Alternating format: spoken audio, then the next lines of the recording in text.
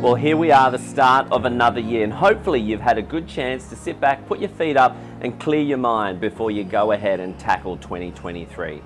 One of the things we've noticed a lot in recent times with businesses is that the teams and the business owners have been trying to put the COVID years behind them and been needing to reset, to refine and refresh the vision going forward. The team want to know where the business is going and therefore what they can do to help you get there. We've been doing a lot of work with people, and so what we've pulled together is we've pulled together some different tools, tips and tricks to help you reset, refine, or maybe just clarify what your vision is for your business. And you can work on whatever time frame works for you.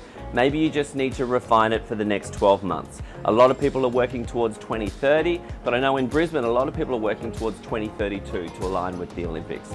So check out our blog at businessdepot.com.au, where we've got a whole stack of tips and tricks and tools for you to reset, refine and refresh your vision.